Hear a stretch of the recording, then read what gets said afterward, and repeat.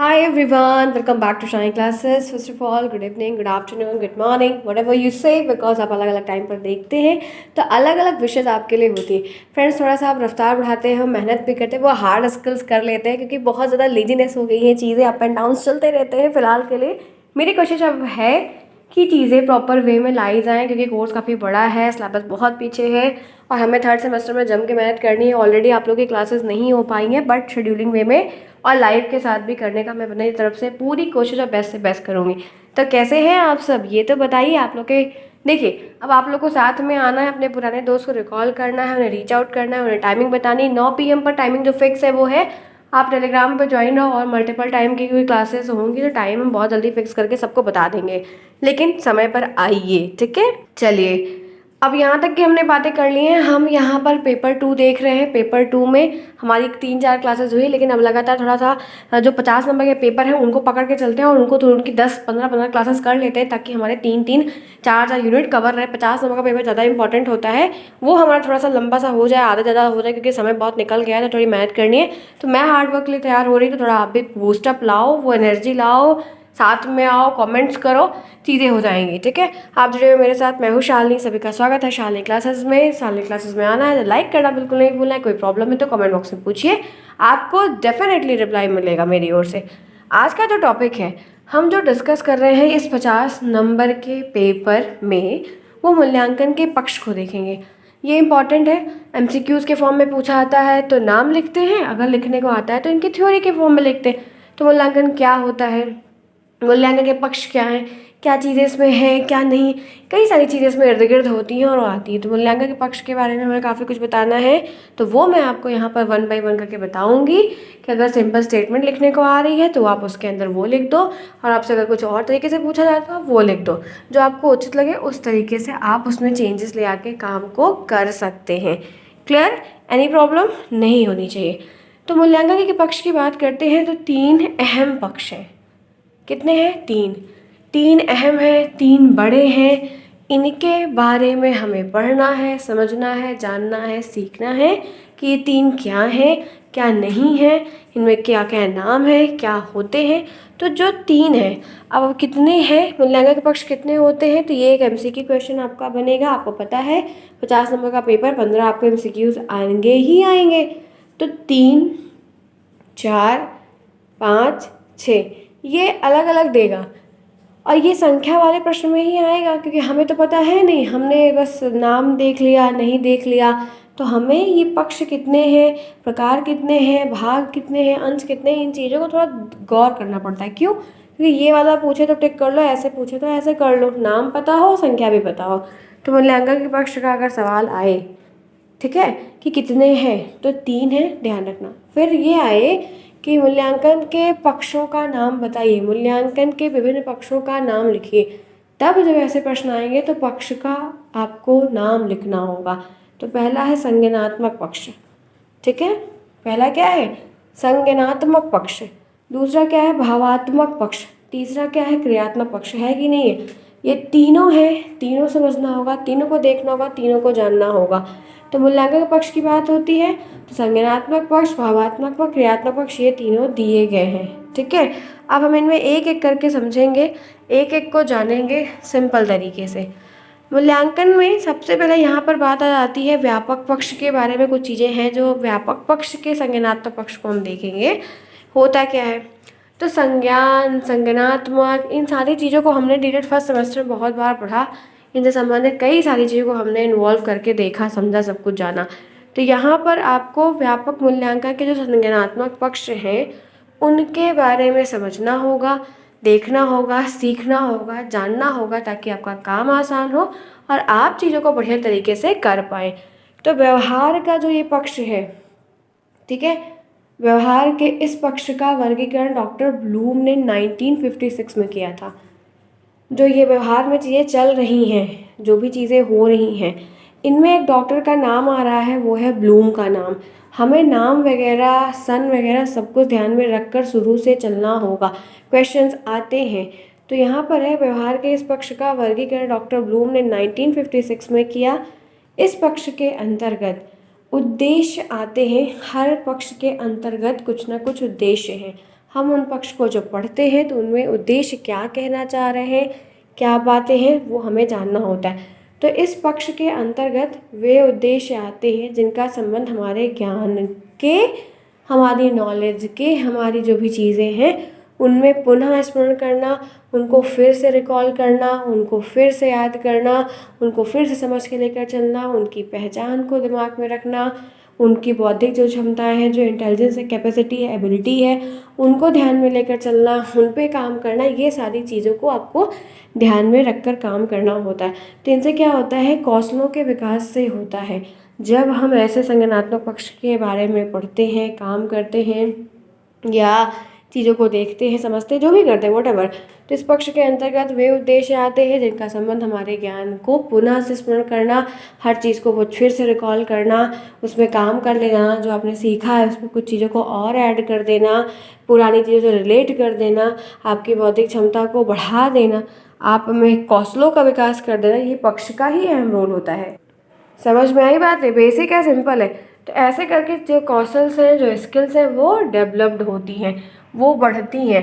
तो इससे काफ़ी ज़्यादा आपको हेल्प मिलती है और काम आपका आसान हो जाता है। फिर यहाँ पर कुछ चीज़ें हैं जो ध्यान में देख के चलनी होगी। जैसे आप देख सकते हो कि शिक्षण में ज्ञान, उद्देश्य और इस बात पर बल देता है कि बालक में नवीनतम सूचना और शक्तियों से परिचित कराया जाए। जी हाँ, क्योंकि कहा जाता है, जैसे आपने यूट्यूब पे देखोगे बहुत सारी क्लासेस थर्ड सेमेस्टर की ऑलरेडी पढ़ी होंगी, बहुत अलग अलग चैनल की, लेकिन हम क्या देखते हैं, हमें नया पढ़ना है, हमें रिलेवेंट पढ़ना है, हम नई चीज़ों पे पढ़ना पसंद करते हैं। हर साल डिलेट होता है, हर साल पेपर होता है, बहुत सारी चीज़ें, लेकिन नवीन चीज़ों पर जब फोकस कर रहे हो, नया, कुछ नया, आज कुछ नया, कल हमने कुछ किया, आज कुछ नया सीखेंगे।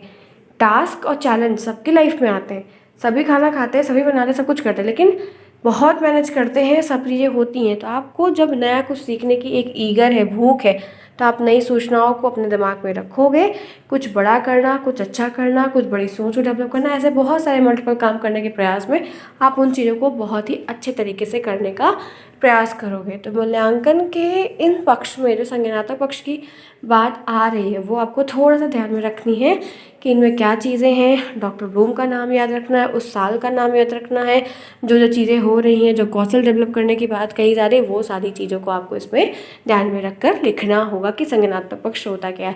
संज्ञानात्मक पक्ष डॉक्टर ब्लूम के द्वारा लाया गया, क्लासिफाइड किया गया एक पक्ष होता है जो 1956 के दौरान के समय पे हुआ। उस पक्ष में ये उद्देश्य रखा गया, इस हर पक्ष का एक अपना उद्देश्य होता है, और इस पक्ष का भी ये उद्देश्य था कि बच्चों को उनकी क्षमता के अनुसार उन चीज़ों को जो उन्हें पढ़ रखा है, उनके ज्ञान के अनुसार नई नई चीज़ों से उनको बताओ, नई नई चीज़ों उनको सिखाओ, उनकी बुद्धि का डेवलपमेंट करो, उनको पहचान संबंधी चीज़ों को बताओ जो उन्हें पता है, ऐसी कई सारी चीज़ों को विकास करें ताकि उनकी पावर, उनकी क्षमता, उनकी शक्ति आगे विकास करे और बढ़े।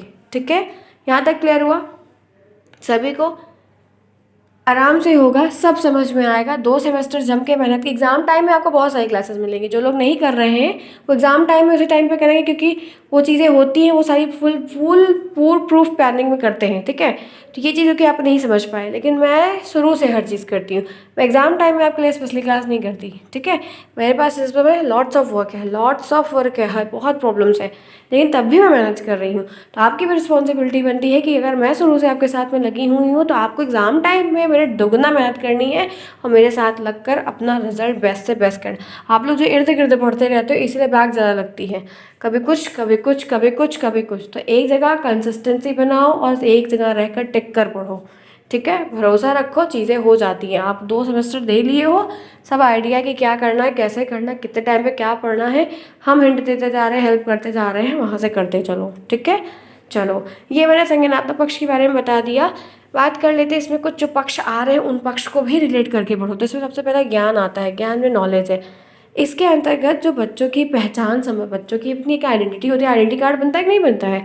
आप कहीं नौकरी करने जाते हो तो वहाँ पे भी आइडेंटिटी कार्ड बनता है। तो जो ज्ञान संबंधी चीज़ें हैं, जो पहचान संबंधी है, जो प्रत्यय स्मरण है, जो उन्हें याद है, जो उन्होंने पहले से पढ़ रखा है, जो उनकी पढ़ाई लिखाई से रिलेटेड है, उनमें जो फैक्ट्स की चीज़ें उन्हें पता है या जिस पे वो काम कर रहे हैं वो उसको समझ रहे हैं, जान रहे हैं, जो विषय संबंधित सूचनाएं उनके पास हैं, जो सब्जेक्ट उन्हें पढ़ रखे हैं, साइंस हो, मैथ हो, इंग्लिश हो, फिज़िक्स हो, कुछ भी हो, जो भी उनके पास वर्डों की एक श्रृंखला है, खुद की अपनी डिक्शनरी है, जो भी बातों को वो मान रहे हैं, चीज़ों को कर रहे हैं, तो ये ज्ञान है। ये उस पक्ष में आता है कि आपको कितनी नॉलेज है, आपको किस फील्ड में कितनी बेहतर नॉलेज है, आपकी एक्सपर्टीज़ किस फील्ड में ज़्यादा अच्छी है। या टीचर से मिलता है तो उस चीज़ का आकलन करता है कि ये बच्चा इस चीज़ के लिए काफ़ी सुटेबल है, हम इसमें इसको लगा सकते हैं या इनमें इसकी हेल्प कर सकते हैं, सिखा सकते हैं। तो ये चीज़ें आपको थोड़ी सी समझ कर शुरुआत से चलनी होगी, तभी चीज़ें आपके लिए ईजी और बेहतर बनेंगी। क्लियर है? तो ज्ञान में वो सारे पक्ष, वो सारी बातें आ जाएंगी जिससे बच्चे का अच्छे से अच्छा विकास किया जा सके। उसके बाद आगे बढ़ते हैं, फिर है अवबोध। अवबोध का मतलब क्या होता है? अंडरस्टैंडिंग। ये उसी पक्ष के अंतर्गत आते हैं। जैसे एक बड़ा सा नाम लिख दो, उसके अंदर ऐसे करके जैसे एक स्टेयर चलती है, इसके नीचे ये इसके ऐसे करके होती है। ये क्रम वाइज जो भी चीज़ें हैं थोड़ा सा ध्यान में रख लीजिएगा, लिखने को आपको हेल्प मिलेगी। अवबोध क्या होता है? अंडरस्टैंडिंग मतलब कि छात्र की व्याख्या संबंधी विषय को लेकर उनके मन में भी जो ये स्पष्टीकरण है, जो क्षमता है, उनका अवबोध। मतलब ये समझो, देखो सीधे सीधे मतलब ये अवबोध का अंडरस्टैंडिंग का मतलब ये है कि जैसे बच्चा है, कोई सब्जेक्ट कई सालों से पढ़ रहा है, या फिजिक्स केमिस्ट्री किया है, या केमिस्ट्री से बायो जो भी किया हो, तो वो होता है कि उसने मास्टर किया है तो उसको उसके बारे में क्या नॉलेज है, उसको उसके बारे में क्या पता है। तो आपको यह अंडरस्टैंडिंग को समझना होगा कि उसकी अंडरस्टैंडिंग कितने लेवल तक अप हुई है। आपको वो चीज़ इसी फेज़ में, इन्हीं स्टेप्स के थ्रू जानने में काफ़ी बेहतरीन हेल्प मिलेगी। तो ये चीज़ आपको अंडरस्टैंडिंग करने में से क्या होगा कि फिर आप बच्चे को बेहतर तरीके से पढ़ा पाओगे, उसके आगे से कंटिन्यू कर पाओगे। तो अंडरस्टैंडिंग होना आपको बहुत ज़रूरी है। अनुप्रयोग का मतलब क्या होता है कि इसके अंतर्गत छात्र के सामान्यीकरण जो क्षमता होती है, निदानात्मक क्षमता है, ज्ञान का जीवन में प्रयोग का मतलब कि अनुप्रयोग का मतलब कि जो कुछ भी पढ़ते आए, हम साइंस में बहुत कुछ पढ़ते हैं, हम केमिस्ट्री में बहुत कुछ पढ़ते हैं, तो क्या उसको अपनी लाइफ में उतारते हैं? नहीं उतारते हैं। बस पढ़ लिया, पेपर दे लिया, रिजल्ट आ गया, पास हो गया, लड्डू खाए, काम खत्म। लेकिन अनुप्रयोग का मतलब क्या होता है कि जो बड़े स्तर पर काम कर रहे हैं, डॉक्टर की फील्ड में जा रहे हैं, साइंटिस्ट की फील्ड में जा रहे हैं, तो वो प्रॉपरली उन चीज़ को एग्जीक्यूट करते हैं कि हाँ ये चीज़ें ऐसी हो रही है, एग्जीबिशन में जाते हैं, एक्सपेरिमेंट में पार्टिसिपेट करते हैं। तो मतलब कि में ये चीज़ें आती हैं कि आपने कोई चीज़ पढ़ी है, समझी है, पहले तो आपको ये जांचते हैं कि कितना ज्ञान है, फिर ये जांचते हैं कि कितनी उसकी समझ है, फिर ये देखते हैं कि कहाँ कहाँ यूज़ किया है, कभी यूज़ किया है कभी नहीं, सब कुछ इसी फेज़ में आता है। और 1 बाय 1 करके हर एक स्टेप को देखा जाता है और हर एक स्टेप को टिक करते हुए आगे बढ़ाया जाता है। चाहे वो छोटे बच्चे की क्लास हो, बड़े बच्चे की क्लास हो, किसी भी स्तर के लेवल की बात हो, सबके साथ सेम चीज़ की जाती है। तो ये थोड़ा सा आपको और ध्यान रखना है। क्लियर? चलिए फटाफट क्लास को लाइक करें, फिर आगे बढ़ते हैं। Each and every one Shalini classes में आना है तो मंदिर आओ, तो घंटी ना बजाओ, तो ये बना नहीं है। अब रफ्तार बढ़ रही है, चीज़ें हो रही हैं प्रॉपर वे में, तो साथ और लाइक और एक छोटा सा कमेंट तो ज़रूर बनता है। चलिए जल्दी से क्विक बढ़िया तरीके से कर लेंगे कि हम लोग, अप्रैल पूरा है, मई पूरा है, जून में जब भी अभी होने वाला नहीं, जुलाई में पेपर होगा, बहुत है, अच्छे समय है, काफ़ी विजिटर। बस ये इतना है कि बहुत ज़्यादा नहीं कर पाएंगे, जितना इम्पोर्टेंट है कि क्वेश्चन इससे आएगा ही आएगा, वो चीज़ कवर कर लेंगे। ठीक है, चलो बात कर लेते हैं। फॉर चौथा है विश्लेषण, एनालिसिस। इस सोपान में छात्र में किसी प्रकरण के संबंधी जो भी तथ्य होते हैं उनको विश्लेषण करना, उनमें अंतर करना, दोनों में डिफ्रेंशिएट करके बताना कि ये चीज़ है। एग्जाम्पल्स के थ्रू चीज़ें ज़्यादा समझ पाए, इसीलिए एग्जाम्पल रियल लाइफ में खूब देती हूँ। क्या वो लोग रियल लाइफ में काम करते हैं, हमें याद रहता है। तो हम क्या करते हैं कि जैसे कोई चीज़ हमने 2 का रेशियो बनाया है तो दोनों में मेजरमेंट करो, अच्छा इससे ये लाभ है, इससे ये चीज़ें हो रही हैं, हम इनसे क्या बेटर कर सकते हैं। तो उनको आप एनालिसिस करोगे, उनका मूल्यांकन करो, उनकी योग्यता को देखोगे कि उससे काम करने से क्या आपको बेनिफिट मिल रहा है, इससे ऐसे नहीं करने से क्या मिल रहा है। तो आप जब उन चीज़ों पे एनालिसिस करोगे, राउंड फिगर को देखोगे, कुछ उसमें ऐड करके देखोगे, या कुछ और उसके साथ अटैच करने की कोशिश करोगे, बहुत सारी चीज़ें होती हैं जहाँ पर हर चीज़ को एप्लीकेशन करने के बाद, अप्लाई करने के बाद एनालिसिस भी किया जाता है कि अच्छा हमने ये चीज़ पहले की तो हमें ये रिजल्ट मिला, लो एक बार हम ये ट्राई करते हैं तो हमें अब रिजल्ट देखने को क्या मिलेगा। तो दोनों के सिनेरियो को समझते हुए हम एक रिपोर्ट जनरेट करते हैं, तो वो चीज़ में आती है। आगे बढ़ते हैं, बात कर लेते हैं संश्लेषण की। सिंथेसिस कहते हैं, ये क्या होता है? इसके अंतर्गत मूल्यांकन का उद्देश्य छात्रों की संश्लेषणात्मक योग्यता का विकास करना, मतलब कि बच्चे कितना संश्लेषित हो पा रहे हैं, जो मूल्यांकन हुआ, जो रिपोर्ट आई, उन चीज़ों में वो क्या कर पा रहे हैं, उनके दिमाग में क्या बातें बन रही हैं, उनकी जो अंतर्गत छात्रों में जो नवीन योजना है उनकी योजना बनाना सिखाना।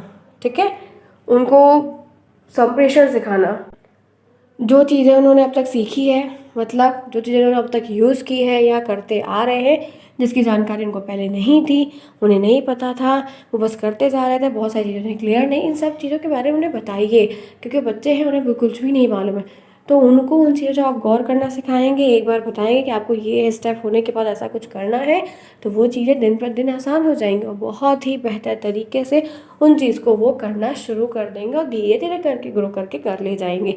तो ये चीज़ों को आपको ध्यान रखना होगा और करना ही करना होगा। आगे बढ़ते हैं, छठा है मूल्यांकन इवैल्यूएशन। इस सोपान में छात्रों की जो मूल्यांकन की क्षमता है उसके बारे में हम विचार करते हैं कि बच्चा कैसे उन चीज़ों पे काम कर पा रहा है, उन स्टेप पे कैसे समय दे पा रहा है, निर्धारित चीज़ों को समझ पा रहा है, प्रक्रियाओं को समझ पा रहा है, प्रक्रियाओं को कर पा रहा है, नहीं कर पा रहा है, ये चीज़ों का भी हम एनालिसिस करते हैं। इवैल्यूएशन करना बहुत ज़रूरी है। ठीक है, क्लियर।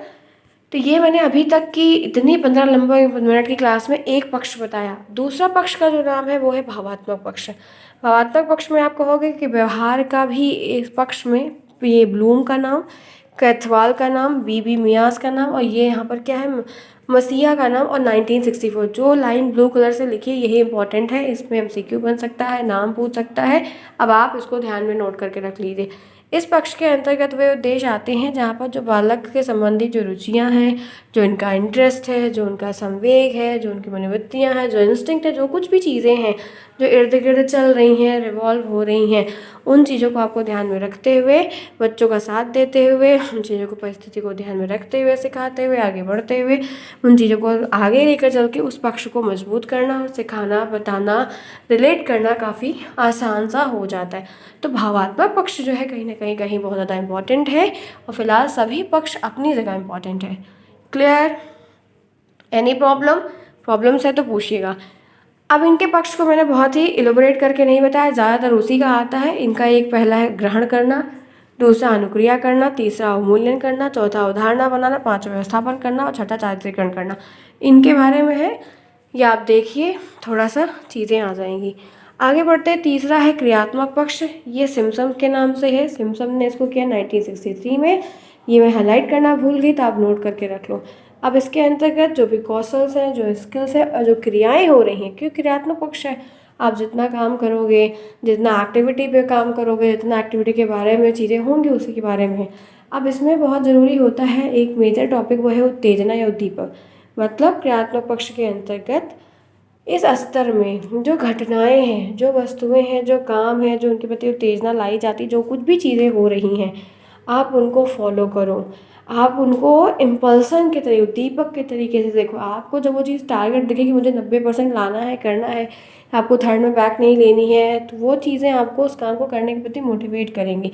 तो ये व्यवहार में रुचि का होना भी बहुत ज़रूरी होता है। फिर आप उस चीज़ को लेकर अगर इंटरेस्टेड हो तो आप उसको बेहतरीन से बेहतरीन करने का अपना 100% देंगे।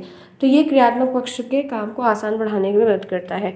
फिर बात करते हैं कार्यवाही है। बालक को उत्तेजना मिलने पर जो कोई एक गत्यात्मक तरीके से काम हो रहा है उसमें और चार चांद लग जाता है।